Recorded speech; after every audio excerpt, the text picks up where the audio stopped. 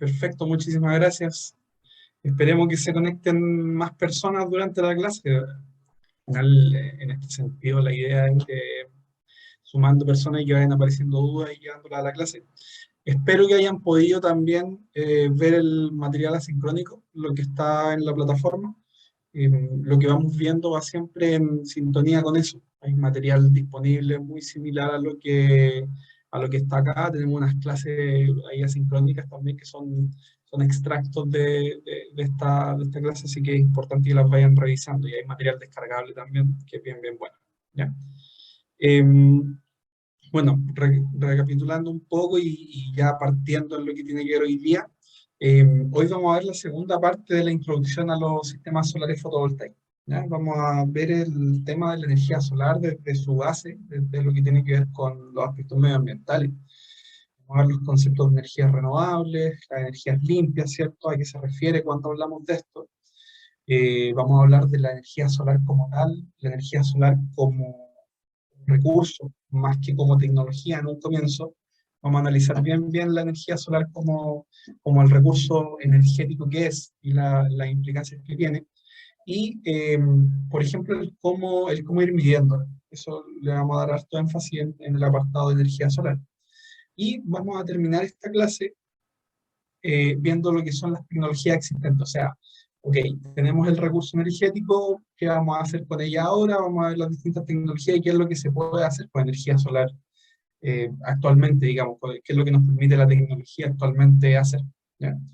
La semana pasada vimos lo que tiene que ver con conceptos eléctricos. Hablamos de conceptos como el flujo eléctrico, ¿cierto? Después hablamos de voltaje, potencia y corriente. ¿Ya? Esos parámetros los vamos a ir usando ahora, que vamos a ir usando varias unidades de medida, o varias referencias en las cuales hace alusión, por ejemplo, esto, tantos watts o tantos volts. ¿Ya? Entonces es importante, ojalá no tengan claro si todas las tres personas que están conectadas ahora estuvieron en esa clase, es importante que si no estuvieron también ojalá la puedan ver porque vamos aportando y vamos siguiendo en cada una de las clases, vamos continuando, ¿cierto? Vamos avanzando. Entonces, en lo que tiene que ver con la clase de hoy día, partimos, que es la introducción a los sistemas solares fotovoltaicos. Todo esto parte realmente del cambio climático, ¿verdad? La potencia que esto tiene hoy día, la potencia que tiene la energía solar hoy día, uno de los factores más relevantes es el efecto del cambio climático. El cambio climático realmente está pasando. El cambio climático hoy día es una realidad, no es una simple hipótesis, ¿cierto? Ya lo estamos viendo reflejado en consecuencias que son bastante evidentes a lo largo del mundo y por supuesto en nuestro país también. Vemos sequías como no la había, también cuando llueve, llueve mucho en corto, en periodos de tiempo muy, muy cortos. Nos parece extraño, a veces tenemos sequía, pero tenemos mucha, mucha lluvia en corto periodo de tiempo, el agua no es aprovechable, ¿cierto? Bueno, y así esas son las formas en las que lo hemos visto nosotros, pero en otros países se ha representado en huracanes, en tifones, en otro tipo de cosas, también el efecto ya de la subida del mar que ya se está registrando, así es que pronto vamos a empezar a ver más complicaciones en ciudades costeras que se les viene el mar encima, ¿verdad? Bueno, todo efecto del cambio climático y que son causados por el llamado efecto invernadero, ¿cierto? Que es esta forma de llamar al calentamiento global. Lo que está pasando es que básicamente, como sabemos, nuestra atmósfera funciona parecido a un invernadero, en el cual la radiación del sol entra por nuestra atmósfera, la recibimos y parte de esa radiación, parte de esa energía va rebotando y vuelve al espacio. Pero al estar en este efecto invernadero tenemos los llamados gases de efecto invernadero, que son gases que están en la atmósfera y que se van calentando, y que en vez de esa radiación de rebote escapar, ¿cierto?, del planeta, se está quedando ahí y la atmósfera se está calentando. Y el clima se ve afectado por esa sobretemperatura de la atmósfera. Lo que les comentaba, lo que lo causa, ¿cierto? Son los gases de efecto invernadero, se le conoce mucho con la sigla GI. ¿Ya? Eh, bueno, lo que nosotros hacemos tiene un efecto en nuestro planeta. Eh, para generar energía, y digo energía en general, no solamente electricidad, energía en general, nosotros como civilización quemamos mucho combustibles fósiles, ¿ya? Tanto para nuestra generación eléctrica como para, por ejemplo, nuestra movilidad. Y a fin de cuentas, todos nuestros productos, un teléfono, un computador, todo tiene una huella de carbono. ¿Por qué? Porque se debió quemar combustible fósil para poder producirlo, ya sea por los materiales, por la electricidad, por el transporte, todo, ¿cierto? Esos son los llamados gases de efecto invernadero, son los que generan este efecto invernadero. ¿Y cuáles son? Bueno, hay varios, pero el principal es el dióxido de carbono, que es el principal también que se emite en la combustión de combustibles fósiles, ¿ya? Entonces, ¿cuál es la situación actual? ¿En qué situación estamos actualmente desde el punto de vista energético? A nivel mundial, tenemos un consumo que crece y que crece de manera muy desigual, ¿ya? Eh, Eso es, por ejemplo, si vemos los países en vías de desarrollo como nosotros, o los países desarrollados, vemos que el consumo energético va subiendo muy, muy fuerte. Nosotros mismos podemos darnos cuenta que, no sé, en nuestra casa tenemos muchos más artefactos eléctricos y consumimos mucha más electricidad de la que consumíamos hace 20 años o hace 30 años, porque nuestra vida también se ha vuelto más cómoda y tiene más accesorios que nos la hacen más cómoda y consumen electricidad. Eh, bueno, probablemente eso no es igualitario a nivel mundial. ¿Por qué? Porque los países que están menos desarrollados tienen un consumo eléctrico más bajo todavía, ¿ya? Eh, a nivel mundial tenemos un alto uso de combustibles fósiles. Los combustibles fósiles, ya sabemos, contaminan, generan gases de efecto invernadero y además son finitos, no son renovables. Eso significa que en algún momento se van a acabar. O bien, como probablemente va a pasar con el petróleo, eh, no es que se acabe del todo, pero en realidad se va a empezar a cada vez a volver más y más caro extraerlo y va a ser más y más difícil conseguirlo por lo mismo. Y el otro factor que estamos viendo actualmente son las consecuencias de los gases de efecto invernadero, ¿cierto? Ya el cambio climático como tal. Entonces tenemos, por un lado, consumimos cada vez más energía.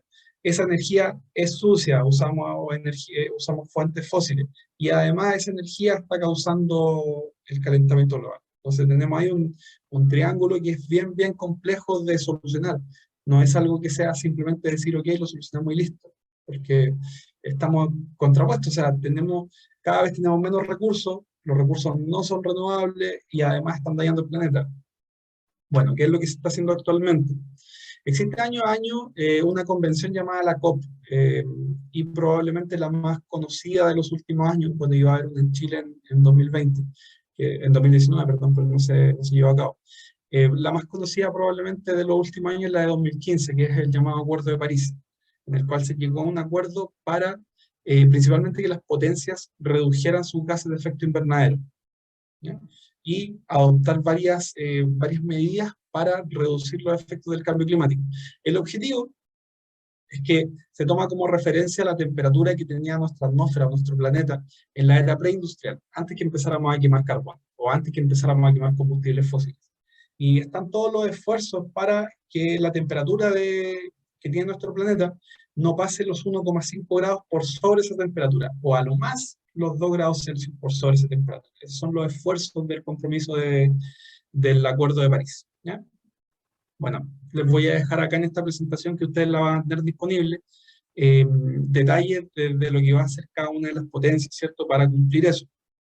Además, otra de las cosas que se han comprometido a hacer las potencias es el hecho de inyectar recursos para poder financiar, por ejemplo, el desarrollo de los países, para la redundancia, en vías de desarrollo, ¿ya? Que la idea es que ellos también, como están consumiendo más, o nosotros, porque somos uno de ellos, estamos consumiendo más, que ese más sea con energías limpias, que no cometamos los mismos errores que cometieron los actuales países desarrollados.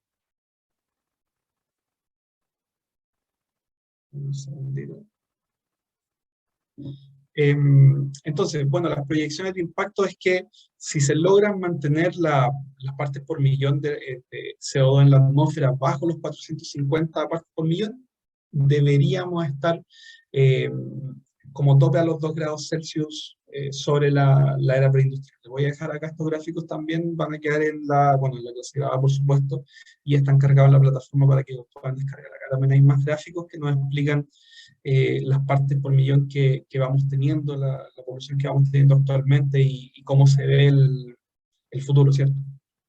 Entonces, el objetivo que tenemos es descarbonizar desde el punto de vista medioambiental. O sea, sabemos que el exceso de gases de efecto invernadero están causando, valga la redundancia, el efecto invernadero, ¿cierto? Entonces, el objetivo es descarbonizar.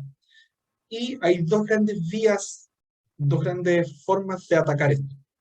Una es, bueno, lo que aparece como segundo ahí, es el uso de la energía renovable. O sea, una cosa es empezar a utilizar energías más limpias, que ya lo estamos haciendo, ¿cierto? Este curso es prueba de ello. Estamos interesados en desarrollar energías que sean más limpias y que no emitan CO2 al momento de estarse generando. Además que no seamos dependientes de combustibles que son finitos y que se van a acabar en algún momento. Pero además de utilizar energías limpias, el otro objetivo es la eficiencia energética, que es básicamente tomar la energía que tenemos y utilizarla de buena manera. ¿Ya? No basta solo con generar energía limpia, también esa energía limpia que generamos hay que usarla bien. Es lo mismo que pasa, no sé, con el agua, ¿cierto? O sea, no basta con conseguir agua cuando el agua está escasa.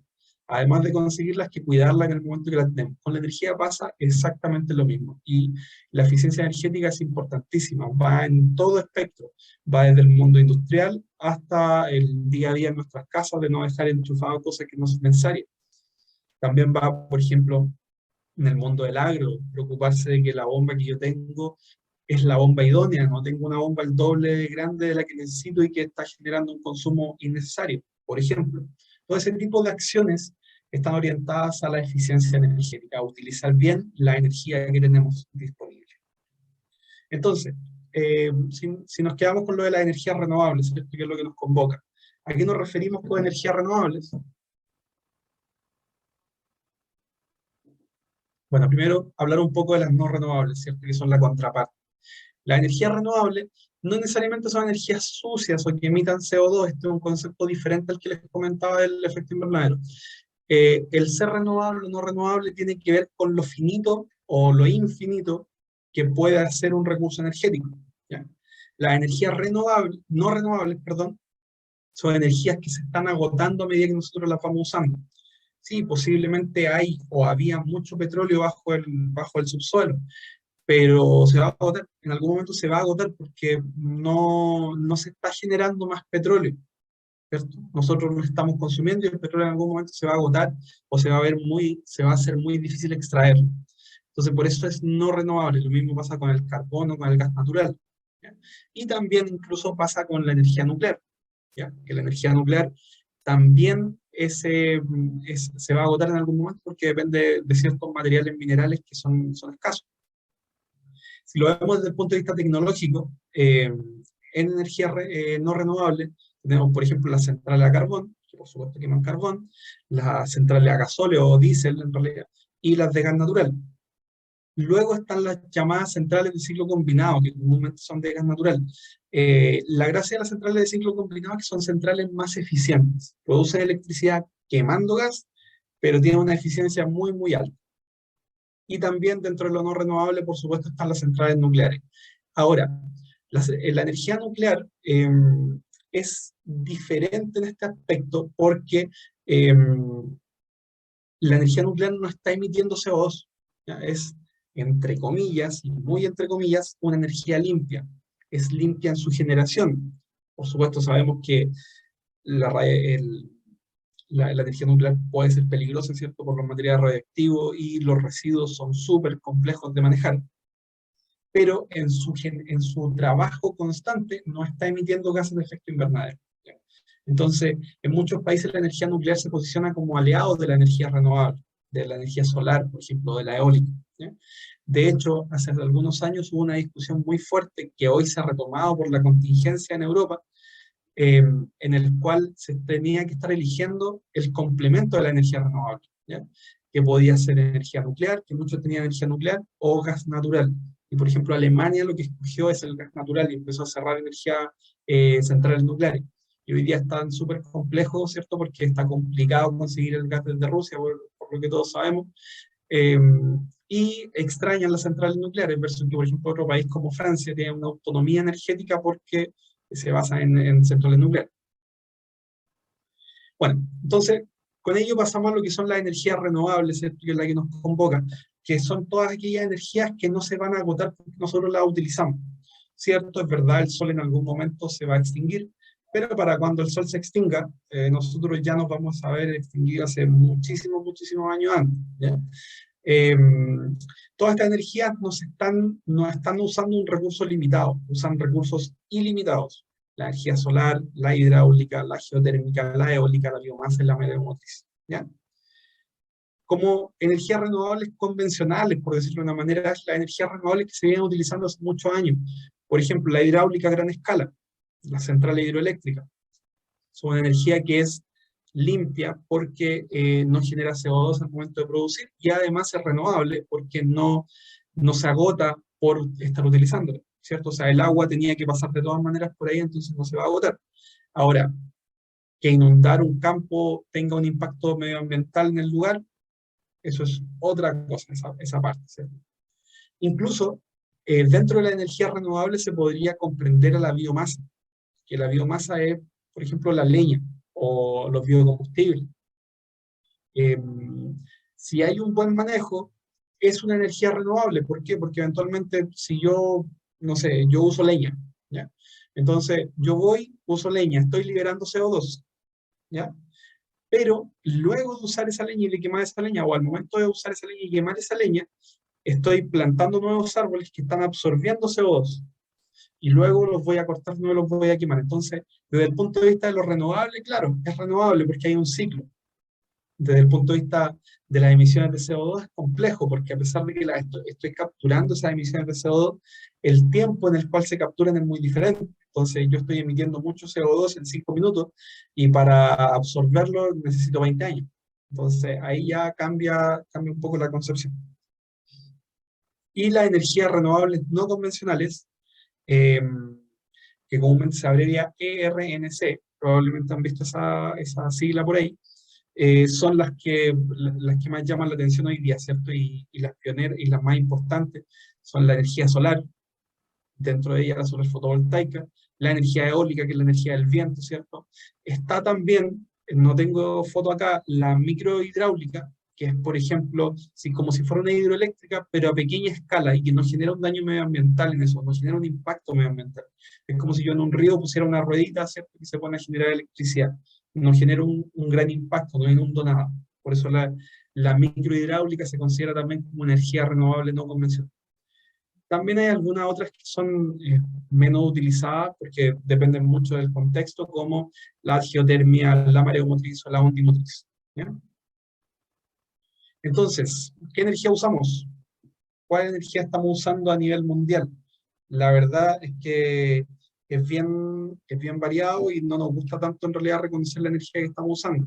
Si lo vemos a nivel mundial, solamente un 10% de la energía proviene de energía renovable. El resto toda viene de energías no renovables y muchas de ellas de combustibles fósiles. Eh, Todo lo gris que aparece acá es carbón, todo lo verde que aparece acá es petróleo, todo lo rojo que aparece es gas natural. Esto es a nivel mundial, ¿ya? En Chile nuestra matriz es algo más limpia, pero la verdad es que cada vez es más sucia. Es una paradoja. ¿Por qué? Porque si nosotros miramos hace 30 años atrás, por ejemplo acá en el 1990, el mayor componente de nuestra energía era energía hidráulica. Pero nosotros hemos ido aumentando nuestro consumo energético muy, muy fuerte. De hecho, hay un aumento del 100% en los últimos 20 años.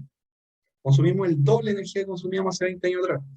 Eh, y la verdad es que eso, debido a que no se han abierto más centrales hidroeléctricas por ejemplo, los problemas medioambientales que pueden significar, como por ejemplo hidroexcedente, eh, y porque también han habido déficit de lluvias muy, muy importantes, se está cada vez quemando más combustibles fósiles, se está quemando cada vez más carbón. Tristemente, en nuestro país se quema mucho carbón para producir electricidad, ¿ya?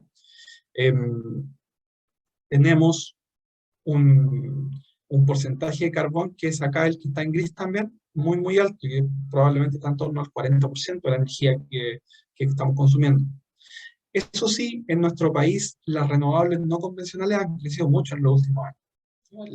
Solamente la solar y la eólica, si las sumamos, están en torno al 20%, si llegamos al 22%, algo así. Y si sumamos todas las renovables, O sea, si sumamos además la hidráulica y la biomasa, estamos en torno al 50%. O sea, sí, nuestra matriz energética es mucho más limpia que la mundial, porque la mundial solamente un 10% es de energía renovable, nosotros tenemos un 50% de renovable. Pero aún así, tenemos un gran componente, de hecho la mitad, que es no renovable. Además, esto también tiene un tema, que es la dependencia, ¿cierto? Nosotros tenemos una dependencia importante de la importación de combustibles fósiles. La mitad de nuestra energía depende de ella. Y tenemos otra dependencia que es hídrica, que depende del agua, ¿cierto? Si llueve menos, tenemos menos energía. Y sabemos que cada vez va a seguir lloviendo menos por el mismo cambio climático. Hay algo sí que es importante y que podemos hacer, que es, y repito con esto, el tema de la eficiencia energética. ¿Por qué? Porque no puede ser que a medida que vamos creciendo económicamente, en misma proporción vamos consumiendo más energía. En algún momento tenemos que desvincular esas dos tendencias y tenemos que poder seguir creciendo económicamente, pero sin consumir tanta energía más. Eso se puede hacer, hay muchos países europeos sobre todo que lo han logrado, pero se hace a punta de eficiencia energética. Bueno, acá tenemos un gráfico que es interesante, que muestra el tema de los flujos de agua en nuestros ríos. Entonces muestra que los últimos años, por ejemplo, acá están los últimos 15 años probablemente, la mayoría de esos años han sido secos, ¿cierto? Los años azules son los que tenían muchas lluvias, los años entre los verdes y los celestes son los normales, y los rojos son años secos, y los últimos años han sido muchos, muchos secos. No es que sean los años más secos, a lo mejor este año fue más seco y ese año fue más seco, pero se han concentrado por muchos años. Y ese es el problema. Entonces, volvemos a la energía solar. Y partimos lo que tiene que ver con energía solar, con la base de la energía solar, que es el sol. El sol es la fuente energética primaria de todo. Todo lo que hay en nuestro planeta, toda la energía que hay en nuestro planeta probablemente depende de una u otra manera del sol. ¿Ya? No habría viento sin sol, de hecho no habría petróleo tampoco sin sol. Así es que el sol es la madre, digamos, de todo, o el padre de toda la energía. Es nuestra fuente energética primaria, ¿cierto? Nos produce radiación solar, que es la que recibimos, son ondas electromagnéticas, y el sol en sí como un dato importante. Y las estrellas, en realidad, no solamente el sol, no son bolas de fuego, como muchas veces se les tilda, son en realidad una especie de central nuclear, que está haciendo todo el tiempo fusión nuclear dentro de ella. ¿Ya? Y eso genera tanto calor que lo emite, va perdiendo masa. O sea, la masa que está dentro y que se está fundiendo en fusión nuclear, luego se emite como energía. ¿Ya?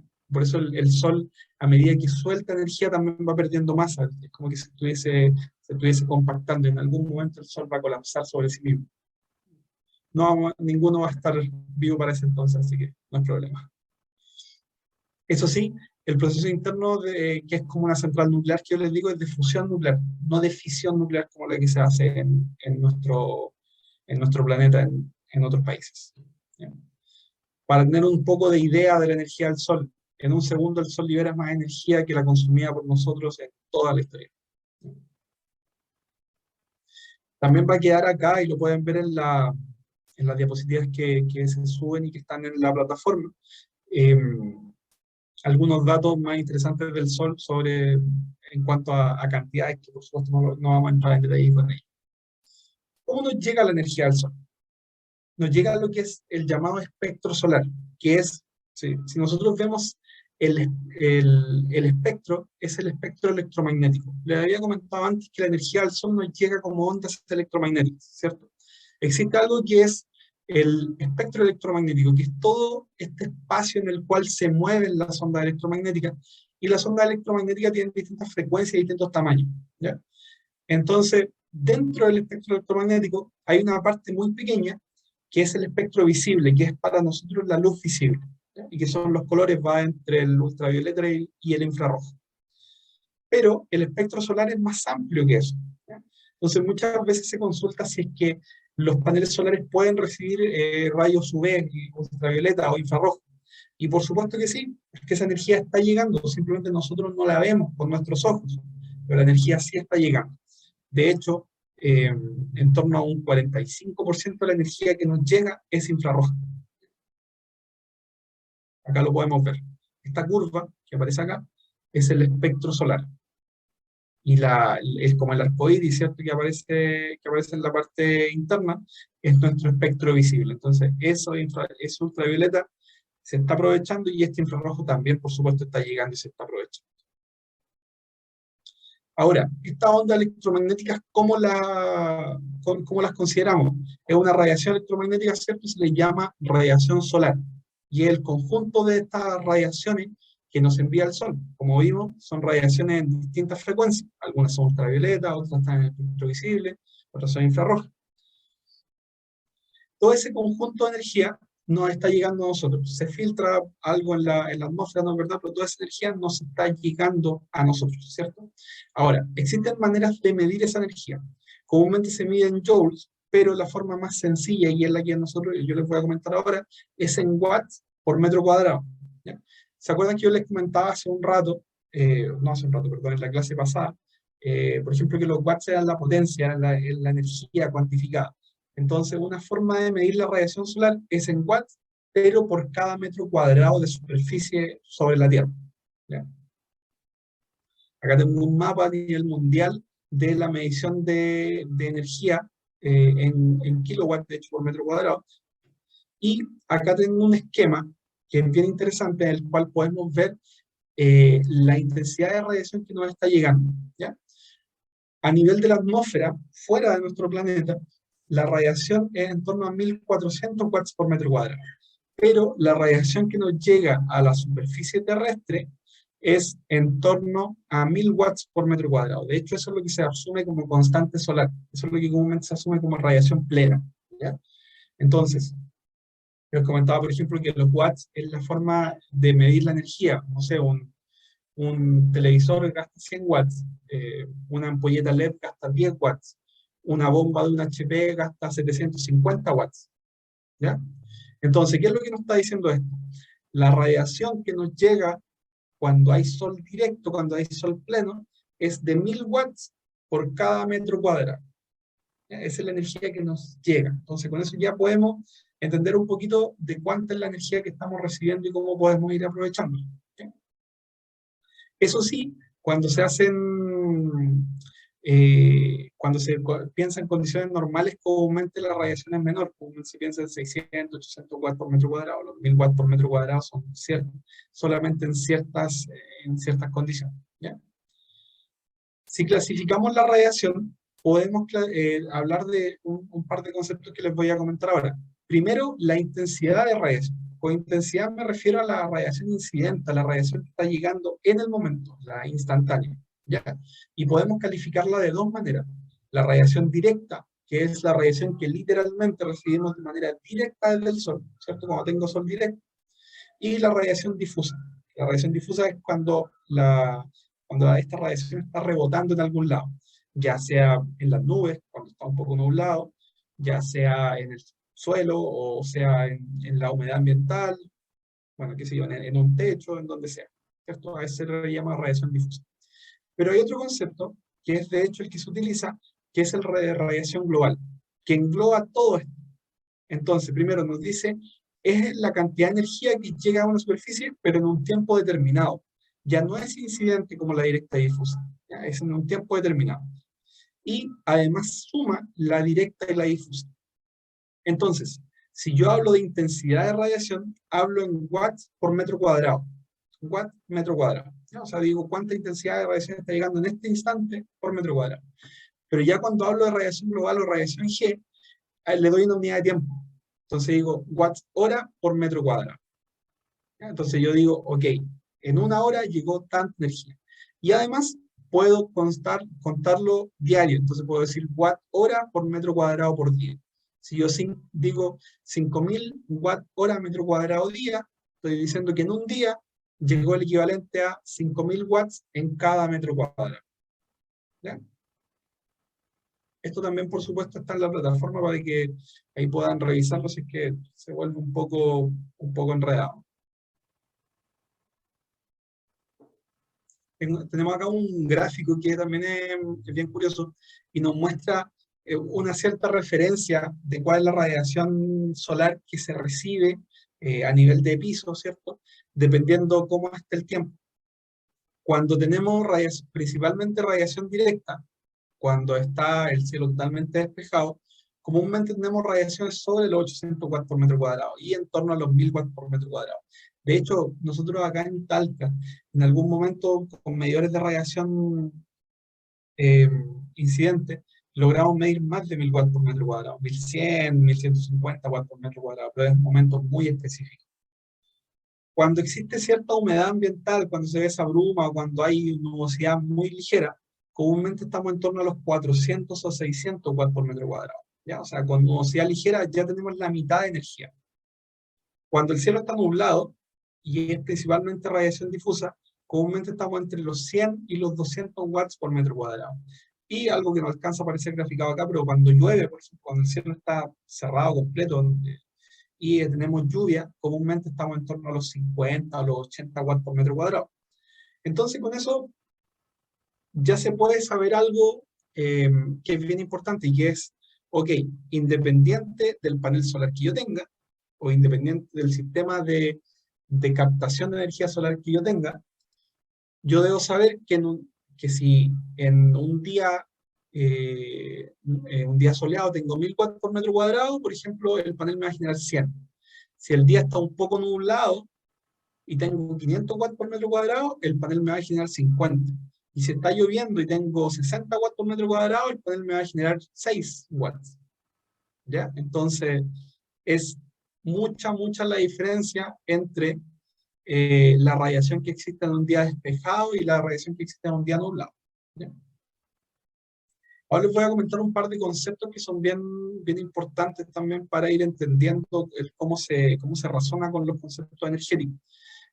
Primero el de radiación diaria, que ya se lo he adelantado un poco, ¿cierto? Es la cantidad de energía solar medida que incide a lo largo de un día, de todo el día, en un metro cuadrado de superficie.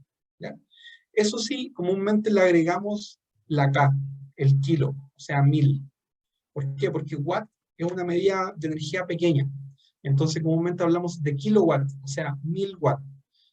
Si yo digo que tengo, por ejemplo, 5 kilowatts, estoy diciendo 5 kilowatts por hora, por metro cuadrado, en cada día. O sea, en todo el día, la energía que se acumuló en ese metro cuadrado fue de 5 kilowatts. Hora, por supuesto. Ese es el concepto de radiación diaria. Y hay otro concepto que a lo mejor se vuelve un poquito más complejo, que es el de horas solares peak. En este concepto lo que se hace es asumir una radiación constante de 1000 watts por metro cuadrado y se calcula la radiación en base a las horas que se percibe. ¿Qué pasa? Por ejemplo, un día de verano tiene, no sé, 14 horas de duración. Y durante esas 14 horas de duración tenemos radiaciones variables. Tenemos a lo mejor 10 watts por metro cuadrado, 50 watts por metro cuadrado, 100 watts por metro cuadrado, después tengo 500 watts por metro cuadrado, tengo 1000 watts por metro cuadrado y después empiezo a bajar de nuevo 500, 100, 50, lo que sea. ¿Ya? Entonces es súper complejo ir midiendo toda esa energía y llevarla, por ejemplo, a un cálculo, porque si yo digo, tengo un panel de 50 watts, por ejemplo, un panel de 100 watts, es más fácil con un panel de 100. Tengo un panel de 100 watts. Ok, tengo una radiación de 5 watts por metro cuadrado de 10, sería súper complejo ir segundo a segundo calculando eso. Entonces, para eso se usa este concepto de horas solares peak. Nosotros asumimos que la radiación es constante y es de 1000 watts por metro cuadrado, pero también asumimos que es el periodo de tiempo más corto. Entonces, transformo esas 14 horas de radiación variable en, por ejemplo, 8 horas, pero de radiación constante. Entonces digo, en todo el día se acumularon 8 kWh por metro cuadrado. Entonces, para efectos míos, son 8 horas, pero a 1000 watts por metro cuadrado. Entonces, yo si tengo un panel de 100 watts, digo, ok, el panel de 100 watts genera 100 watts siempre y cuando exista una radiación de 1000 watts por metro cuadrado. Así están calibrados los paneles. Entonces digo, ok, mi panel expuesto al sol por 8 horas me va a generar 800 watts. Y con eso ya tenemos una relación de cuánto es lo que nos está generando nuestro panel o cuánto es lo que nos debería generar nuestro panel en un día, que es lo más relevante. Comúnmente no es muy relevante lo que genera el panel en este caso de manera instantánea, porque es variable. Lo que nos interesa comúnmente es la radiación, es la energía, perdón, acumulada durante todo el día.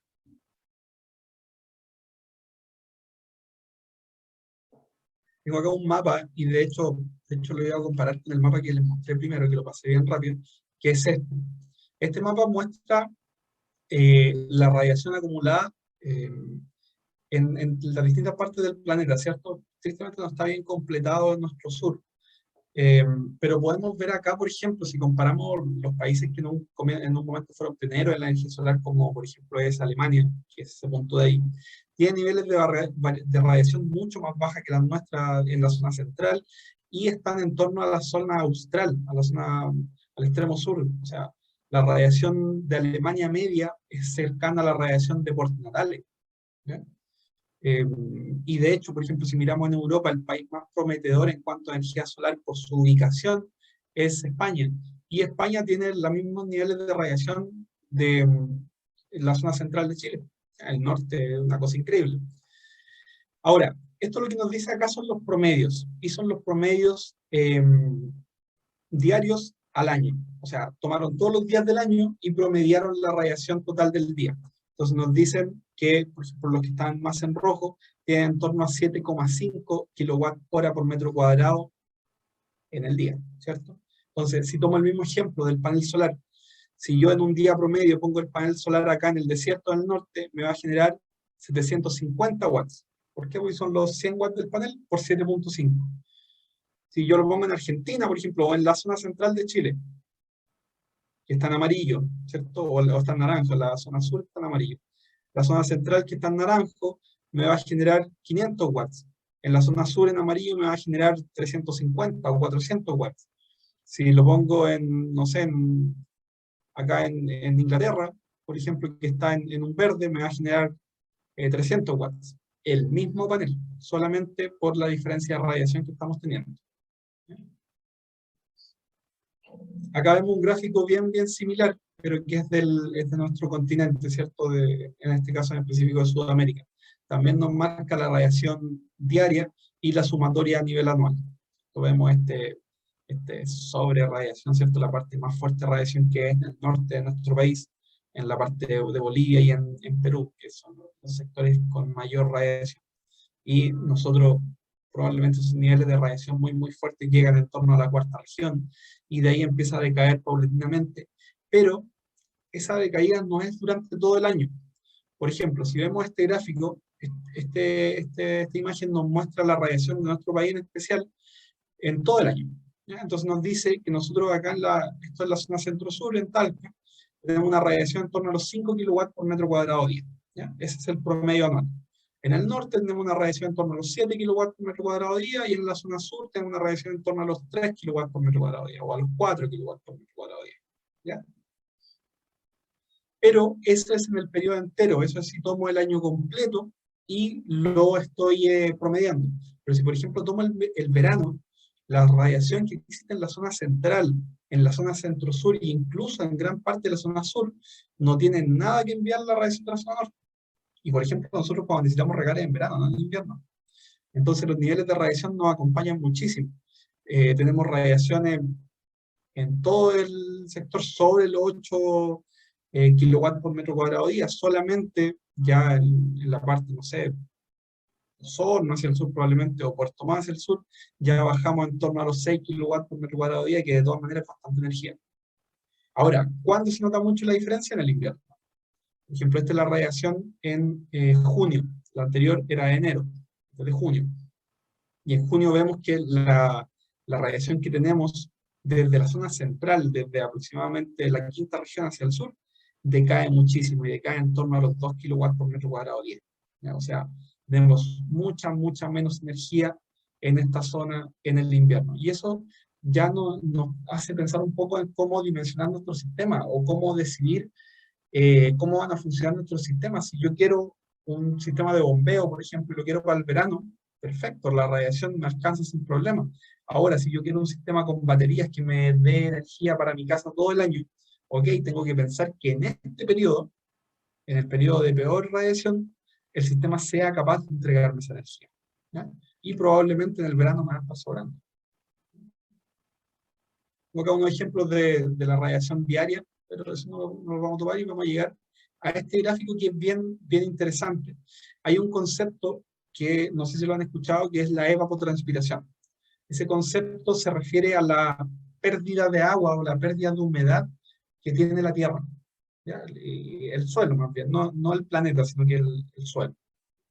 Entonces, ¿qué es lo que pasa? La curva de la evapotranspiración a lo largo del año es muy similar a la curva de radiación a lo largo del año. O sea, a medida que tenemos más radiación, también tenemos más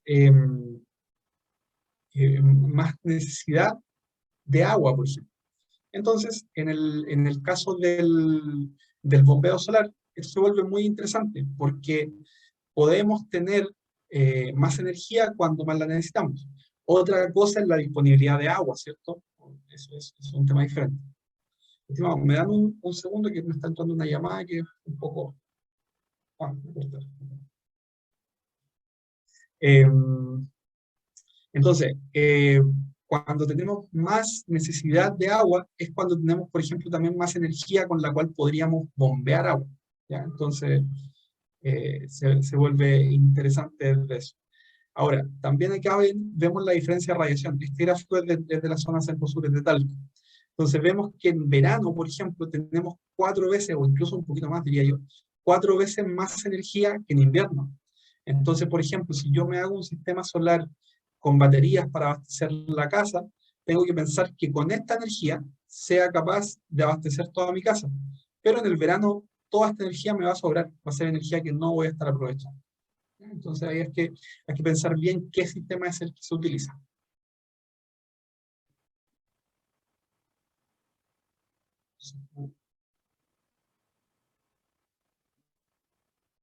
Otra cosa, un tema es lo que tiene que ver con radiación y otra cosa es que,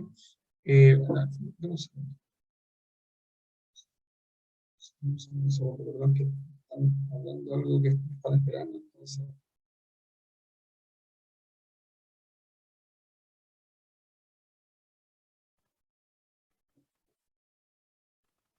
Entonces, lo que les decía, que tenemos mucha más disponibilidad de radiación en el momento en que necesitamos más energía, ¿cierto? Ahora, un tema es la radiación desde el punto de vista energético, ¿cierto? Cómo nos está llegando. Y otra cosa es la ubicación de esta. ¿Por qué? Todos sabemos, ¿cierto?, que la Tierra no es plana, como dicen los terraplanistas. Nosotros somos un planeta, ¿cierto?, que está girando alrededor del Sol.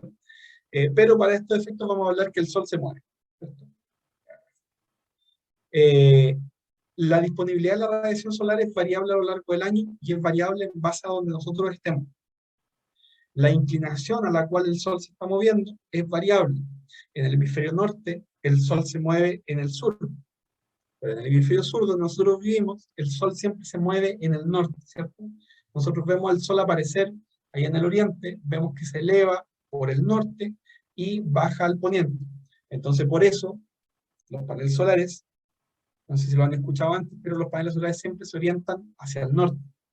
¿Por qué? Porque el Sol se está moviendo por el norte, ¿cierto? Es algo bien empírico, que lo vemos todo. Ahora, también el Sol va variando su inclinación en base a la estación del año y en base a la ubicación en la cual nosotros estemos. En el verano, el Sol está más alto, ¿cierto? Está más cerca del cenit, del punto alto. Y en invierno, el Sol está más bajo, está más horizontal, ¿cierto? ¿A qué se debe esto? A la declinación solar, que es el ángulo entre la eclíptica, ¿cierto?, que es la línea entre el Sol y la Tierra, y el plano ecuatorial celeste, que es como el centro, como el ecuador del cielo, ¿ya? Entonces, ese ángulo de diferencia es el mismo ángulo de inclinación que tiene la Tierra. Ustedes saben que la Tierra no está girando derecha, por decirlo de manera, sino que gira inclinada. Y son 23,45 grados. ¿Ya? Eso es la declinación solar. Y eso causa que cuando vamos rotando al Sol, en ocasión estamos de frente al Sol y en ocasión estamos muy desviados del Sol. ¿Ya? Es lo que nos pasa a los que vivimos en las latitudes medias, como nosotros. ¿Ya? Esto se nota a lo largo de todo el año y está marcado por los solsticios y por los equinoccios. Los solsticios son los puntos extremos, cuando el sol está más alto, en nuestro caso, el 21 de diciembre, el solsticio de verano, y cuando el sol está más bajo, en nuestro caso, el 21 de junio, que es el solsticio de invierno. Y los puntos medios son los equinoccios de primavera y de invierno, de otoño, perdón. Además, dependiendo de dónde estemos, el ángulo de incidencia del Sol es diferente, ¿cierto? Porque la Tierra es redonda, evidentemente. Entonces, estamos nosotros acá, estamos acá, en la misma radiación del mismo día nos va a incidir de diferente manera. ¿Ya? Eso lo medimos con dos conceptos. Uno es la altura o la inclinación, o elevación, y el otro es el azimut. ¿Ya? En este gráfico es un poco más fácil de entender. Por ejemplo, acá vemos el norte y vemos cómo el sol, ¿cierto?, sale por el oriente y se esconde en el poniente, oriente este y poniente oeste. Entonces, el azimut es el ángulo de desviación que tiene el sol en relación al norte. Si el sol está al norte, tiene 0 grados azimut. ¿Ya? Por ende, como siempre se está moviendo en ese sector, nosotros orientamos el panel también a ese sentido, a 0 grados azimut, que es el norte. Y además está el concepto de elevación, de altura, ¿ya? Que es el ángulo que tiene el sol en elevación. O sea, yo miro, si yo estoy mirando en horizontal, tengo 0 grados azimut, y si estoy en 90 grados azimut, estoy en totalmente vertical. El sol se está moviendo en ese sentido, ¿ya? Ahora, movimiento aparente solar, ¿cierto? El movimiento es aparente, porque lo que nos movemos somos nosotros. ¿Qué nos interesa de esto? Saber los puntos en los cuales va a estar el sol a lo largo del año, porque en base a eso vamos a decidir cómo poner nuestro panel, ¿ya? Hay una pequeña fórmula, que va a quedar acá también, en la cual definimos la altura mínima o máxima a la cual se va a mover el sol en base a nuestra latitud. Entonces, para la mínima, tomamos los 90 grados del cenit, restamos la latitud en la cual nosotros vivimos. Por ejemplo, yo en Talca estoy en la latitud 35, si alguien, por ejemplo, de Osorno va a estar en la latitud 40 aproximadamente, o alguien, no sé, de Arica va a estar en la latitud 20 o 18 aproximadamente. Entonces, y a eso le restamos también la declinación solar, que son los 23.45 grados que les decía de antes. La altura máxima a la cual va a llegar el sol son los mismos 90 grados, menos la latitud, pero en este caso más la declinación. Entonces, por ejemplo, acá tengo unos cálculos sacados. En Arica, el punto más bajo al que llega el sol en invierno es a 48 grados de elevación, y en verano pasa a los 90 grados y llega a los 94 grados, porque Arica está más al norte del trópico, por eso pasa a los 90 grados. En Santiago, la latitud es de 33 grados, latitud sur, o menos 33 grados. Por ende, la altura mínima es de 33 grados también, y la máxima es en torno a los 80 grados. Y en Puerto Montt, por ejemplo, que la latitud es 41 grados sur, la altura mínima es de 25 grados de elevación del sol, y la altura máxima es de 71 grados.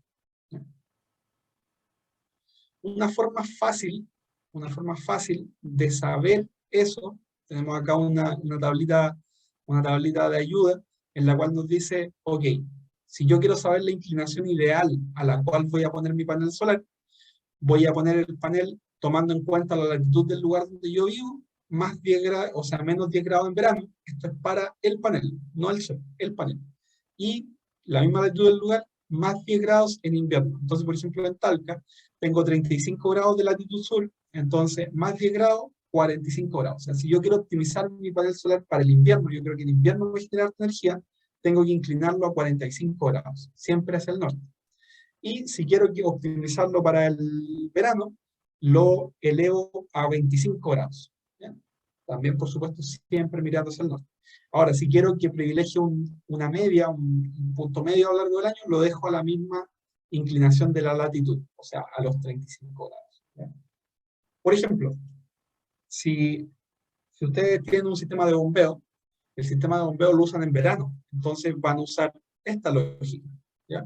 Si están, por ejemplo, en Puerto Montt, tienen 42 grados de elevación, o sea, 42 grados de latitud sur, perdón, le restan 10 grados, son 32 grados, ¿cierto? Esa es la inclinación a la cual deberían instalar su panel solar, ¿ya? Y en invierno, por ejemplo, ¿cuándo se utiliza la de invierno? Por ejemplo, cuando se hacen instalaciones que tienen que ver con sistemas autónomos, que yo necesito que funcionen durante todo el año. Si yo necesito que funcione durante todo el año, tengo que pensar en el peor de los casos, que es el invierno. Entonces optimizo los paneles para invierno. ¿Ya? Existen algunos gráficos como este, que lo pasé rápido y se los decidí mostrar después, que nos muestra el movimiento completo del Sol a lo largo de todo el año. Y son bien interesantes porque podemos ver cómo se está moviendo a cada hora del día. Por ejemplo, acá nos muestra el azimut, ¿cierto? Que es la desviación del Sol en relación al norte. Voy a sacar el lápiz. Tenemos acá el 0 grado azimut, que es el norte. Tengo los menos 90, que es el este. ¿Ya? Y tengo los 90, que es el oeste. Entonces el sol sale por acá en la mañana, ¿cierto? A las 7, 8, 9, 10 de la mañana, pasa por las 12 del día y luego baja hasta oscurecer. ¿Ya? Además, a lo largo del año va variando esto, ¿cierto? Por ejemplo, nos dice aquí que el 21 de junio es el punto más bajo. Aparece a los menos 60 grados y se esconde a los 60 grados y llega a una elevación máxima de 30 grados. Y en diciembre, que es el punto más, el recorrido más largo, digamos, sale a los menos 120, se esconde a los 120 y tiene un punto máximo acá en torno a los 75 grados. ¿Ya? Entonces con esto se pueden ver todos los meses del año. Tengo acá junio, julio, agosto, septiembre, octubre, noviembre, diciembre, enero, febrero, marzo, abril, mayo y junio de nuevo. Van de ida y de vuelta. ¿Ya? Entonces, cerrando un poquito, las características de la radiación solar, que es lo que acabamos de conversar. ¿Es una fuente de energía renovable? Por supuesto que sí. Está basada en ondas electromagnéticas, está la luz visible, el UV, el infrarrojo. Tenemos una constante solar, y esta es muy importante, de 1000 watts por metro cuadrado, ¿ya? Es la energía que nos llega por cada metro cuadrado. La energía que recibimos es variable según la hora, según la estación del año y según nuestra ubicación, nuestra latitud geográfica. Y dentro de la radiación tenemos la radiación incidente, que comúnmente es directa o difusa, y que se mide como watt por metro cuadrado, y tenemos la radiación global, que es la sumatoria, y que se mide en watt hora metro cuadrado día, o más fácil en kilowatt hora por metro cuadrado día. ¿Ya? No sé si hasta ahí tiene alguna consulta, algún comentario.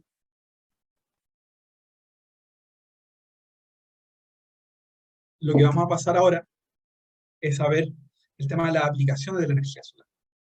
Ya tenemos el recurso, ¿ya? Ya tenemos la fuente energética que nos está llegando, ¿cierto? Por supuesto, todos los días a la Tierra, ¿cierto? Ya Hola, sabemos cómo medirla. ¿Sí? una Hola, consulta. cuénteme. Bueno, me llamo Luis y me Estimado podía tocayo. conectar a las clases. Sí, me podía conectar a las clases, pero lo que estoy viendo ahora Ya. es sobre los paneles solares de invierno y verano. Uno puede implementar un sistema que en invierno lo por ser modificar a invierno o verano, por ser levantarlo los 10 y bajarlo los otros 10 grados. Ah, claro, claro, existen, o sea, podría hacerse manual. Lo he visto varias veces. De hecho, tengo un cliente que lo hacía. Y de hecho existen algunos que son los seguidores también, que son automatizados y van siguiendo el sol a la posición que esté. Pero, bueno, lo que voy a decir no es tan correcto últimamente, pero la tendencia es que los paneles solares siempre han ido bajando de precio, ¿ya? Y los sistemas de seguimiento suelen ser caros. Y además tienen muchas piezas móviles, por ende también son frágiles. Entonces, comúnmente se privilegia poner los paneles en una posición y compensar con potencia. O sea, yo digo, ok, necesito 5 paneles para que mi bomba funcione, por decir algo, ¿ya? Si yo le pongo un seguidor, voy a hacer que funcione una hora más. Pero si le pongo un panel más y los dejo fijo, también me va a funcionar esa hora más. Y me sale más barato poner ese panel más que poner un sistema seguidor. Tanto seguidor durante el día como seguidor en inclinación a lo largo del año. Pero también se puede hacer manual. Si Se es puede hacer solamente una. manual, por supuesto, por supuesto. Si los paneles son paneles que en realidad se pueden mover. Si la Se estructura puede, lo permite, se puede. sí, puede ser una estructura que se puede hacer manual, mejor manual, porque igual se va a cambiar una vez en el año, 2 veces en el año. Claro, claro, lo va cambiando un par de veces al año, ¿cierto? En invierno lo deja más inclinado y en verano lo va bajando un poco, por supuesto. Mm. Y no sé, no Ahora, tiene ahí. perdón, Dígame, dígame. lo que sí es un tema no menor, es que, por ejemplo, hoy día hay algunos tipos de sistemas que se deben declarar, que se deben normalizar, ¿ya? Se deben declarar a la SEC y a la compañía eléctrica. Y ese tipo de sistemas requiere estructuras certificadas. Entonces ahí hay un pequeño detalle. Ahora, si yo instalo una bomba solar que es mía, yo no la voy a declarar en ningún lado, porque no hay por qué declararla, da lo mismo. O sea, yo le puedo poner una estructura mecano que yo la esté modificando. Pero si por ser yo no tengo luz en mi casa, por ser. Ahí no tengo que Ajá. declararle a nadie, ¿cierto? Eh, eh, en estricto rigor, No, no. Existen pero métodos por para ser, declararlo, pero nadie le va a pedir que lo declare.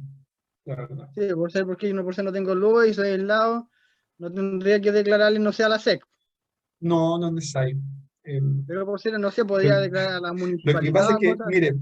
mire, para serle sincero, es un poco difícil responderle a esa pregunta porque existen hoy día los mecanismos para hacer la declaración, ¿ya? Y la SEC dice que hay que declararlo, pero en estricto rigor es como una declaración vacía porque no sirve de nada. O sea, usted declara el sistema y no le sirve de nada porque no, cuando uno hace las declaraciones son con un propósito. Por ejemplo, para conectarse a la red, para, Mm. para ser cliente de una compañía eléctrica, para eso son las declaraciones. Entonces, si hago una declaración de un sistema aislado, en realidad no me sirve de mucho, ¿no? Así que No, no es necesario. pero por ser si yo quiero conectarme a la red, ahí sí. Sí, pues ahí sí Mm. necesita declarar. Y ahí uno, por ser yo quiero instalar los paneles yo mismo, no puedo, entonces no puedo instalarlo, tiene que ser alguien certificado. Al ser declarada la instalación, sí. Sí. Más que Mm. porque la persona que lo instale tiene que ser certificado, es que la instalación en sí tiene que tener una serie de características que son bien específicas y alguien certificado tiene que declarar ante la SEC que él lo está avalando. Entonces, por ejemplo, si lo instala usted, difícilmente un eléctrico va a decir, ok, yo lo avalo como que lo hizo él, porque es su trabajo, ¿cierto? Sí. Pero para instalaciones aisladas no es problema, no es problema. Y de hecho, para instalaciones aisladas es donde se vuelve interesante este tema de ir moviendo los paneles de arriba a abajo, porque eh, eh, va a notar la necesidad de tener la inclinación del panel, por ejemplo, en el invierno. Se va a notar muchísimo. Ya. Muchas gracias. Vale. Ya, entonces, volviendo a la presentación, pasamos de lo que es el recurso solar, ¿cierto? Que les hablaba de la radiación, de cómo incide el sol, todo ese tipo de cosas. Pasamos ya a la tecnología, a la aplicación. Ya tenemos el recurso, ¿qué hacemos con el agua? ¿Cierto? Entonces, dentro de las aplicaciones de energía solar tenemos dos grandes grupos. Tenemos la generación de electricidad y tenemos la generación de calor, ¿ya? A priori son dos tecnologías totalmente diferentes, ¿ya? La generación de electricidad se basa en paneles fotovoltaicos que al recibir luz, al recibir radiación solar, generan un flujo eléctrico y generan electricidad. La generación de calor es algo diferente. Lo que hace es que tenemos un equipo que está optimizado para generar calor al recibir esa misma luz, ¿ya? Lo único que tienen en común ambas tecnologías es el sol, porque en realidad, como tecnología en sí, no tienen nada en común, son totalmente diferentes, ¿ya? Si lo vemos en un esquema un poquito más grande, vemos esto, ¿cierto? Tenemos la generación de electricidad, que son los sistemas fotovoltaicos, dentro de los cuales están los aislados, los conectados en red, que vamos, la próxima semana vamos a verlos bien en detalle, cada uno de ellos y cómo funciona y cómo se componen. Y por otro lado tenemos la generación de calor, ¿ya? Que son los colectores solares térmicos, ¿ya? Que con la energía solar generan calor, no electricidad, nos generan las dos cosas. Ahora, hay un punto medio, y ese punto medio son las plantas termosolares. Las plantas termosolares se utilizan netamente a gran escala y son plantas que funcionan, entre comillas, de la misma manera que una central termoeléctrica, ¿ya? Por ejemplo, antes les mostraba las centrales termoeléctricas de carbón o de diésel o de gas.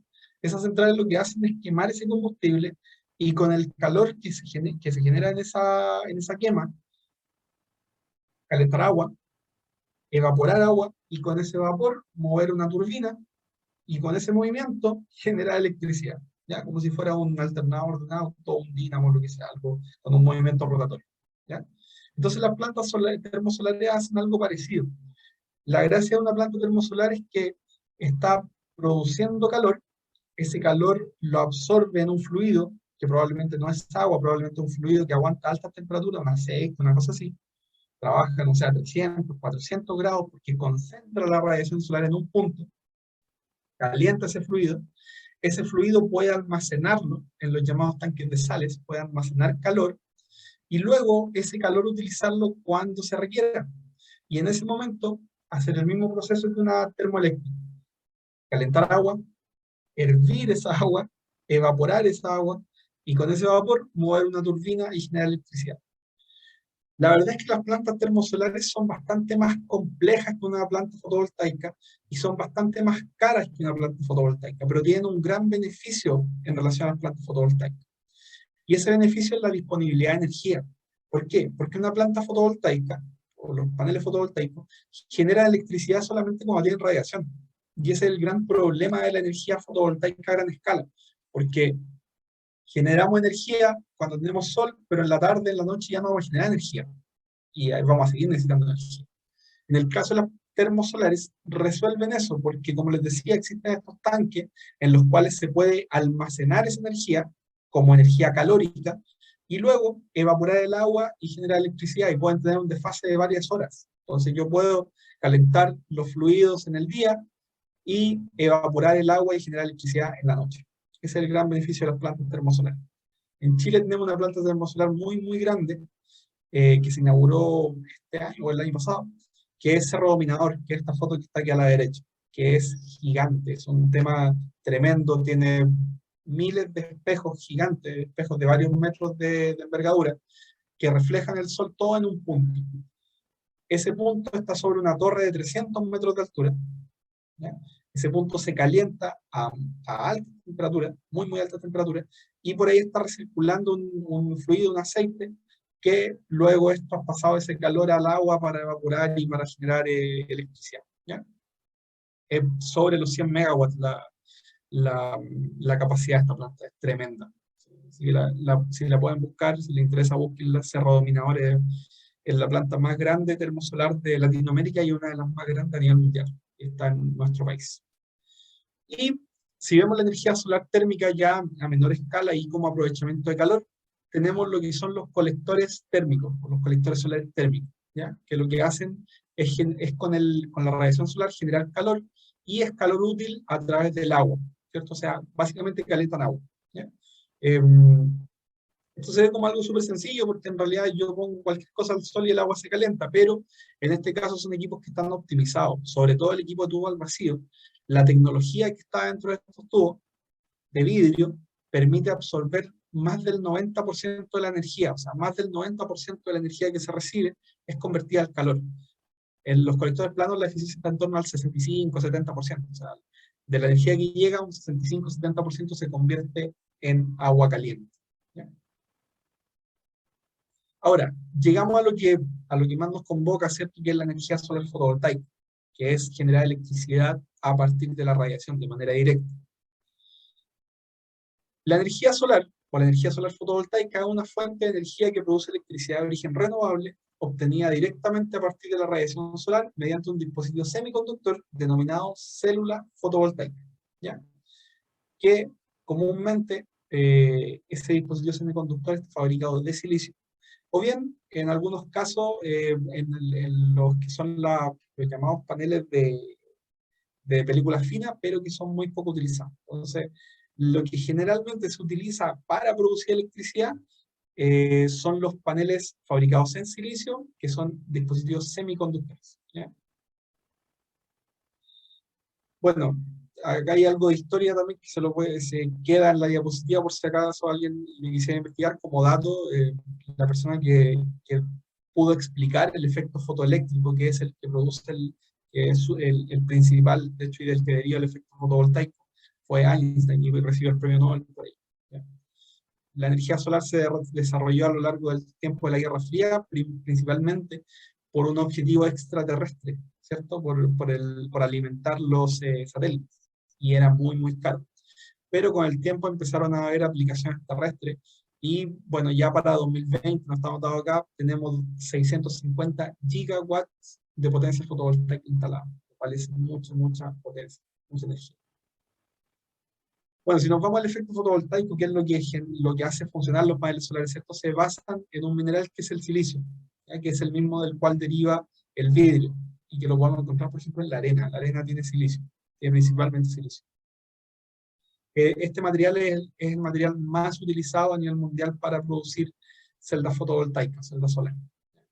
¿Cómo funciona? Bueno, nos iríamos a la química un poco, este material también va a quedar disponible, pero comentarles, como les decía en la primera clase, que la energía o la electricidad, el flujo eléctrico, se refiere a cuando hay un flujo de electrones, ¿cierto?, que van saltando de una partícula a otra. En este caso, es un flujo ordenado.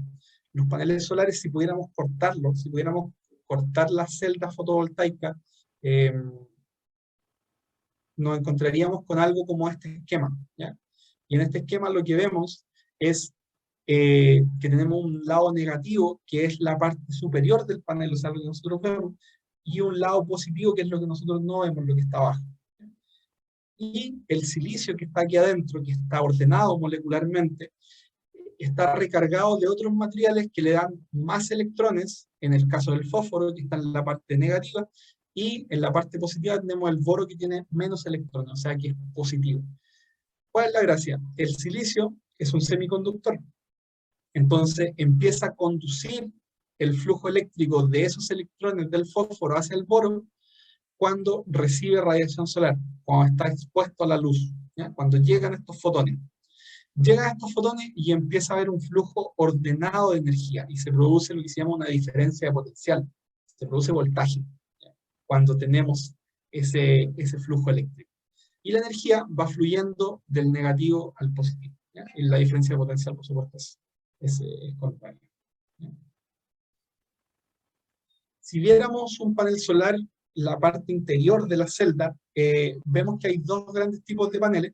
Uno que son los de silicio amorfo, ¿ya? Que son los de menor calidad, por decirlo de una manera, y otros son los de silicio cristalino, los que tienen una estructura cristalina. ¿A qué se refiere la estructura cristalina? Es que en un laboratorio, para poder fabricarlos, se cortaron o se ordenaron las moléculas del silicio. Entonces, se produce un flujo ordenado de electrones de una molécula a otra. Y es por eso que los paneles de tipo cristalino tienen una eficiencia mucho mayor que los de tipo amorfo, ¿ya? Los de tipo cristalino están entre el 15 y el 16% como tecnología base. Y dentro de ellos tenemos el silicio monocristalino y el policristalino. Probablemente si alguien ha cotizado paneles o ha visto paneles en algún lado, probablemente van a estar dentro de estos dos tipos. El amorfo es algo que está fuera incluso del estándar, se pone acá por conocimiento, pero en realidad los principales y los más importantes son los cristalinos, tanto mono como policristalinos, ¿ya? Tienen diferencias de eficiencia. Un monocristalino es más eficiente que un policristalino. Ahora, esto no significa necesariamente que va a generar más energía. ¿Por qué? Si yo voy y me compro un panel solar de 100 watts monocristalino y por otro lado me compro un panel solar de 100 watts policristalino, ambos me van a generar los mismos 100 watts, ¿ya? Entonces, ¿cuál es la diferencia con la diferente eficiencia? La diferencia es básicamente que el monocristalino lo va a lograr en un menor tamaño, porque es más eficiente. Al ser más eficiente, produce la misma cantidad de energía en un menor tamaño. Versus que el policristalino necesita un poquito más de espacio para generar esa misma cantidad de energía. Ahora, si ustedes se fijan, estos son los porcentajes de eficiencia. Son números, la verdad, bajos. Pero, si recapitulamos todo lo que hemos visto hoy día, ya podemos tener una cierta noción de cuánta energía generan los paneles solares en base a lo que vemos, en base a la radiación solar y en base al tamaño. Porque yo les comentaba que en un día de radiación plena, o en un momento de radiación plena, la radiación es de 1000 watts por metro cuadrado, ¿cierto? Los paneles están calibrados a 1000 watts por metro cuadrado. Entonces aquí me dice que el silicio policristalino tiene una eficiencia de 15%. Entonces con eso yo ya puedo asumir, y es muy correcto, que un metro cuadrado de este panel de 1 metro por 1 metro, genera un 15% de esa energía. Por ende, el 15% de 1000 watts por metro cuadrado son 150 watts por metro cuadrado. O sea, yo ya sé que un metro cuadrado de panel policristalino me va a generar 150 watts por metro cuadrado. Y un metro cuadrado, o sea, perdón, 150 watts, no por metro, 150 watts va a generar un metro cuadrado de este panel. Y un metro cuadrado de este panel del monocristalino me va a generar 160 watts, no 150 watts. Ahí está la diferencia de eficiencia. Sobre los métodos de fabricación, bueno, les puedo contar que el proceso de fabricación del monocristalino es el más complejo por este ordenamiento de las moléculas que les comentaba. Para fabricarlo se generan una especie de tubos, ¿ya? Que son los que están aquí en esta foto, y se van cortando láminas de eso, que son los llamados wafers, que tienen un espesor muy, muy delgadito, entre el 0,2 y 0,3 milímetros, como cual mortadela la fuéramos cortando y la vamos laminando, ¿ya? Entonces, cada celda fotovoltaica es redonda, ¿ya? Es como estos círculos que están acá. Pero para hacer que quepan más dentro de un panel se le van cortando ciertos bordes y por eso nos queda como esta figura, este cuadrado truncado con los bordes achaflanados y nos quedan estos puntitos blancos. Por eso una forma fácil de conocer los paneles monocristalinos es que comúnmente tienen puntos blancos dentro de, o sea, vemos el panel que comúnmente además el monocristalino tiene una textura bastante uniforme, ¿ya? O sea, son colores bien oscuros y uniformes, comúnmente un azul oscuro o incluso negro, uniforme y que tiene estos puntitos blancos, ¿ya? Que es la parte que no tiene celda. Ese es el panel de silicio monocristalino, los más eficientes. Por otro lado, tenemos los paneles policristalinos. En el caso del policristalino, se hace un proceso menos cuidado al momento de la fabricación, no se ordenan todos, sino que simplemente se funde el silicio en un molde, ¿ya? Entonces, algunas células quedan en una mirando hacia un lado, algunas partes de otro lado. El silicio policristalino tiene la apariencia como de unas piedras brillantes, ¿cierto? Entonces nosotros las miramos al sol y como que ciertas partes brillan para un lado, ciertas brillan para otro. Comúnmente tiene un color más claro, aunque hay algunos bien oscuros, pero comúnmente tienen un color más claro, y comúnmente se ven esas especies como de perlitas de brillo, ¿ya? Y comúnmente también, o siempre, son celdas cuadradas, ¿ya? No tienen esos rebordes blancos que se veían en el monocristalino, ¿ya? Entonces, se hace bien, más o menos sencillo reconocer los paneles monocristalinos de los policristalinos, ¿ya? Por otro lado están los de capa delgada, que en realidad son estos que se ven como medios café, que podemos ver son de silicio amorfo, que podemos ver por ejemplo, en las calculadoras, el típico panelcito solar que traen las calculadoras, o incluso en estos farolcitos que venden como para el jardín, también comúnmente vienen con celdas de capa delgada, ¿ya? Ahora, estas son las tecnologías base. Ahora les voy a comentar un poquito las tecnologías que están entrando actualmente y que son las que se ven más y que probablemente si ustedes instalan un panel solar en el próximo tiempo, van a ver que a lo mejor le coticen o les van a instalar algún panel de este tipo. Una de ellas, y probablemente la más prometedora y la que ha llegado más fuerte, es la tecnología PERC, ¿ya? Que PERC significa esta sigla que está en inglés acá, que es que lleva en la parte inferior de la celda, ¿cierto? La celda es este cuadradito de panel solar, lleva una capa reflectiva, ¿ya? ¿Qué pasa? A pesar de que esto sea un sólido, hay parte de energía, hay parte de la radiación solar, parte de la luz que incide en ello, que es pasada hacia abajo y que se pierde, ¿ya? Entonces, ¿qué es lo que pasa? Este tipo de paneles tienen una especie de reflector en la parte baja que no se ve, pero que hace que esa energía se devuelva y logra eficiencias más altas con esa capa adicional que tiene en la parte posterior, ¿ya? ¿Por qué? Porque algunos fotones pasaban de largo versus que con el PERC rebotan, ¿ya? Y hacen que aumente la eficiencia total del panel, que aprovechan mejor la energía. De hecho, hoy día un monoPERC dan eficiencias de hasta el 23,6%. Eso es una eficiencia bien, bien alta si la comparamos con el mono tradicional, que era del 16%. Y si nos vamos a la misma lógica del metro cuadrado, el metro cuadrado de un panel monocristalino convencional nos estaba generando 160 watts y ahora con esta eficiencia nos va a generar 230 watts, ¿ya? Entonces la eficiencia sube mucho y el tamaño de los paneles en relación a su potencia se va reduciendo. El espacio que necesito para instalar una cierta potencia se va reduciendo. Si antes para instalar 1 kilowatt necesitaba, por decir, estoy inventando 8 metros cuadrados, ahora necesito 6 metros cuadrados. Y eso se hace bien, bien interesante. Otra tecnología que también es nueva, que ha aparecido en los últimos años, son los paneles bifaciales, ¿ya? Los paneles bifaciales, la verdad es que es un concepto muy sencillo y que no tengo muy claro por qué no había aparecido antes, pero es un concepto en el cual simplemente el panel tiene un doble vidrio. Ya no tiene este encapsulado trasero, que es este plástico blanco que tienen todos los paneles, sino que también tiene vidrio por atrás y es capaz de absorber también la radiación que llega por atrás. Entonces, ¿cuál es la lógica? En un entorno reflectivo, o sobre todo cuando es radiación difusa, parte de la energía que rebota en el entorno, por ejemplo acá puede rebotar parte en los otros paneles o en el piso, la vuelven a absorber los paneles por su parte posterior.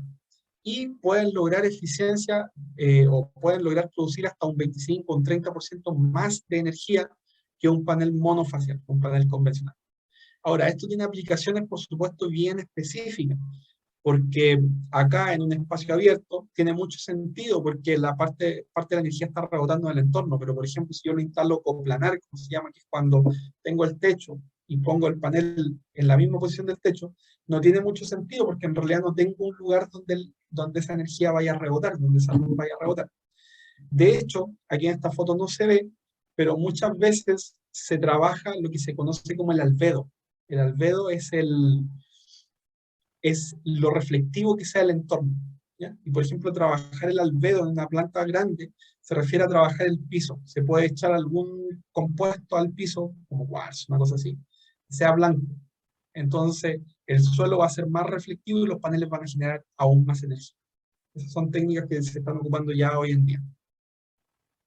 Otra tecnología que se está haciendo más masiva últimamente es la de los llamados multibusbar.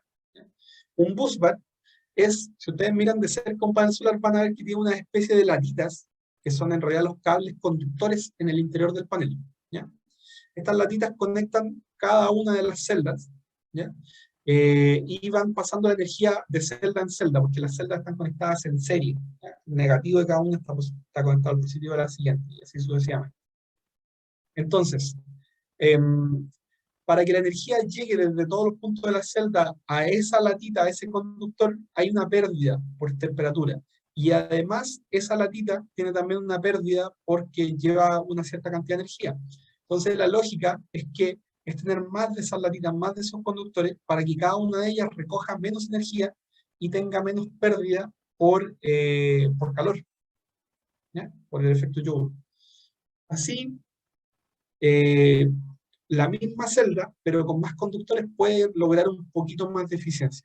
Además, también tiene ciertos beneficios porque, por ejemplo, si hay una micro rotura, si hay un daño en la celda en un punto, va a afectar menos, porque el conductor la va a ir aislando, ¿ya? Y otra de las tecnologías que hoy día está muy, muy masificada ya, es la tecnología de celda dividida o half cell. Lo más probable es que si ustedes instalan durante este año un sistema, lo más probable es que los paneles sean de celda dividida. Y el panel de celda dividida, básicamente, como el nombre lo dice, las celdas que lo componen ya no son estos cuadraditos, sino que están cortados a la mitad, literalmente, y parte de la celda está en un lado del panel y parte de la celda está en el otro lado del panel. Y es como si tuviéramos dos paneles en uno. ¿Cuál es la gracia? También tenemos paneles grandes, pero trabajamos con niveles de corriente, con amperajes menores, más voltaje y menos amperes. Eso significa menos pérdida. O sea, el panel es más eficiente. Y además tienen una mejora en cuanto a lo que tiene que ver con el aprovechamiento de la energía, por ejemplo, cuando las condiciones no son óptimas. Cuando tengo sombras, por ejemplo, sobre todo sombras puntuales. Si yo tengo una sombra acá, probablemente me va a afectar este sector del panel, pero no me va a afectar el otro sector del panel, porque el panel en sí está dividido internamente y se comporta internamente como si fueran dos paneles, ¿cierto? Entonces tengo un lado del panel que puede seguir trabajando cuando el otro está obstruido, por ejemplo, con una sombra, ¿ya? Entonces, en este caso de los paneles de celda de vida también es un aumento de eficiencia tanto por el tema de bajar las corrientes de trabajo en cada uno de los lados, como por estar más preparados para casos como los de sombras puntuales, ¿ya? Eso es la presentación de hoy. Estimados, si tienen alguna consulta, por favor, coméntenmela. Ojalá hablándonos en el chat para que podamos interactuar.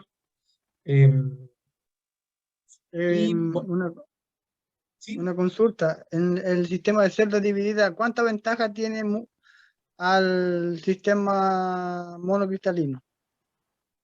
es que O- son complementos, ¿ya? Por ejemplo, hay sistemas de celda dividida monocristalino y hay sistemas de celda dividida policristalino. La tecnología base es la misma.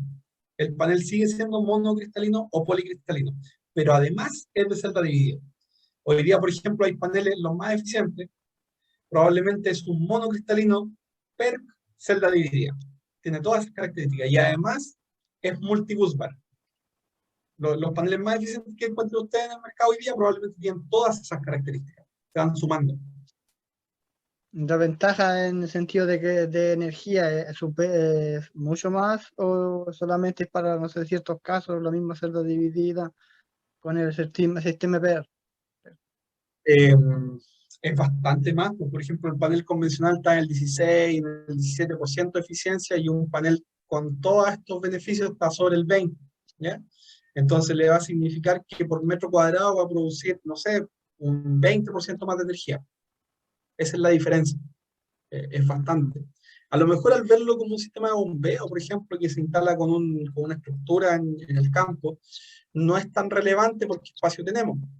Pero bueno, en algunos casos el espacio también es reducido y nos interesa producir la mayor cantidad de energía en el menor espacio posible. Por ejemplo, en los techos también, cuando la gente quiere instalar muchos paneles en el techo, es bien importante el hecho de poder ocupar la menor área posible. Va por ese lado el tema de estas medidas de mayor Y, eficiencia. y en costo es mucho más caro, ¿cierto?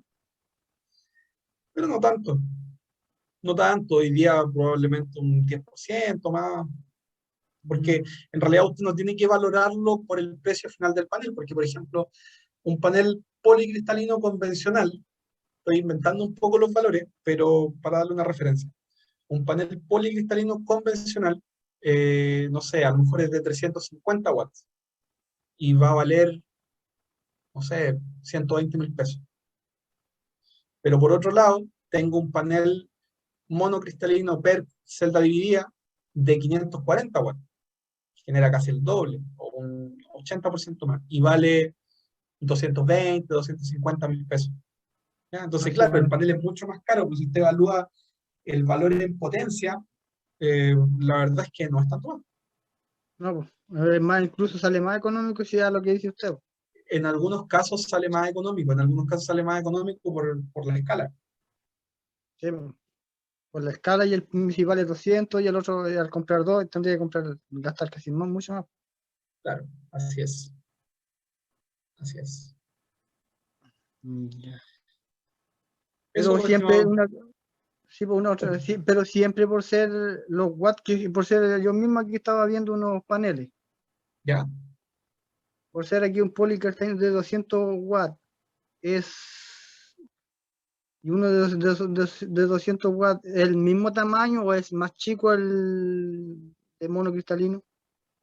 Probablemente va a ser más chico. Si es de 200 watts, ese panel debe medir como 1,50 m, 1,60 m por 1 metro más o menos. Y Y es de, un panel, por sí, ejemplo, como este de la foto, este es un panel de 540, 550 watts celda dividida. Este panel mide 1,10 m, 1,15 m por 2,20 m y tanto, 25. ¿No?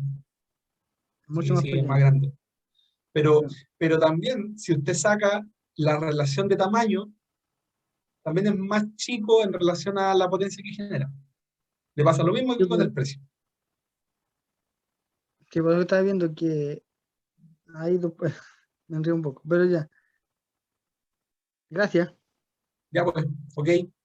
Ok. ¿Algún otro comentario? Marcelo, no sé si estás por ahí, para que ya vamos cerrando esta jornada.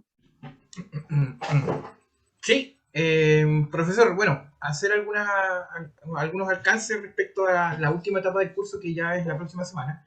Vamos a tener estas sesiones, la tercera sesión y la cuarta sesión el día miércoles 9 y el jueves 10. Recuerden que tienen que ver todo el contenido de la plataforma para que puedan aprobar el curso. Y bueno, cualquier comentario, cualquier, digamos, consulta que tengan, vamos a estar atentos siempre al WhatsApp del grupo.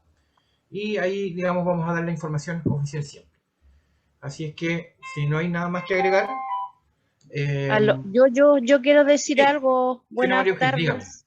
Dígame. Mire, estuve tratando mucho rato de entrar, entré y me vine aquí justo al pueblo porque yo estoy en el campo, pero ya se está terminando la clase.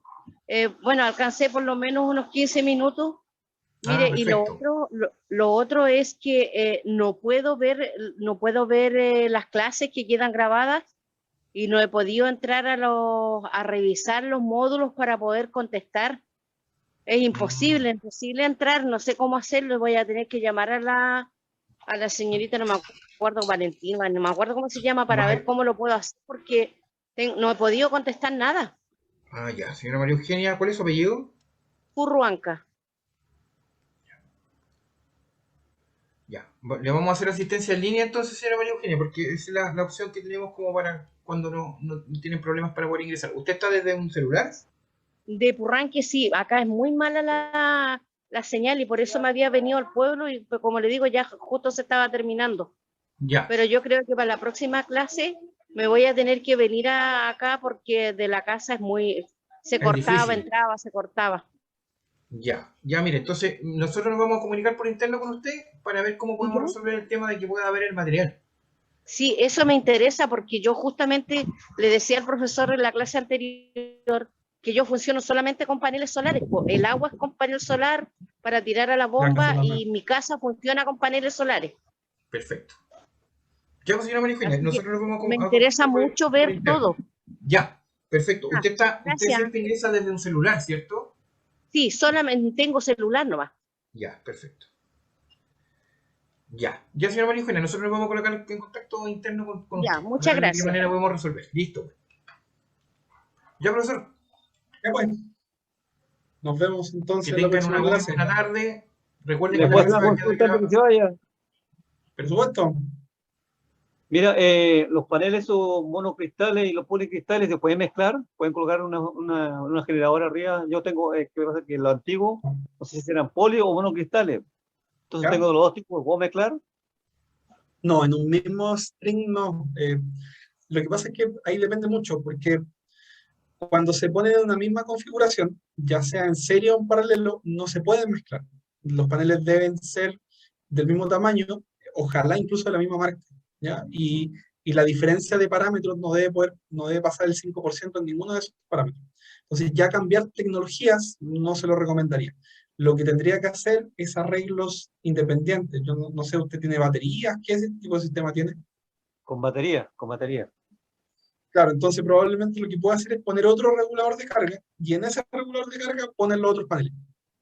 ¿Ya? Entonces sigue teniendo su mismo banco de batería, su mismo inversor, pero los paneles los tiene separados, cada uno con su regulador de carga. Ah, yo puedo crear la batería de distintos paneles. Bueno, la batería me dijeron claro, que tienen que ser iguales las baterías. El mismo Siempre, banco. siempre igual. De hecho, las baterías es muy importante que sean iguales, no solamente en marca, en modelo, en tamaño, sino que también en edades. O sea, las baterías, cuando por ejemplo una batería se echa a perder, tampoco se recomienda mezclarla con una batería nueva, aunque sea de la misma marca y el mismo modelo. Ya. En cuanto a los paneles, volviendo a los paneles, entonces tienen que ser iguales y la misma tecnología. ¿Y las Sí. potencias pueden ser distintas o no? ¿Tiene que ser la misma Pueden ser potencia? distintas, pero solamente lo que nos recomiendan los fabricantes, no más allá de un 5% de diferencia. O sea, por ejemplo, Ah, si esta es de 10 amperes, la otra no sea, si un panel es de 10 amperes, por ejemplo, el otro no genere más de 10,5 amperes. Y no, si se este pasa de es la eso, mitad de la ya se otra. desbalancea mucho. Ya, ok, Entonces, gracias. Ok, gracias. vale, ya pues, eso es entonces. Eh, cerramos el curso por esta semana. Ya nos vemos la próxima semana. ¿Qué día nos vemos acá con este curso, Marcelo? Miércoles 9 Miércoles. y jueves 10. Perfecto. Nos vemos el próximo Este, miércoles y vamos a ver el tema de los equipos, las distintas configuraciones, tanto los sistemas con batería, sin batería, bombeo solar, y los equipos que se utilizan para cada uno de ellos. bien. Que tenga Ahí muy nos buena vemos. tarde. Muchas gracias Igualmente. por asistir y vamos a colocar esta clase en la plataforma para que la puedan revisar nuevamente. Que Ok, tengan buena gracias. tarde. Chao. Gracias, que esté muy bien. Chao, hijo. Gracias. Chao, hasta luego.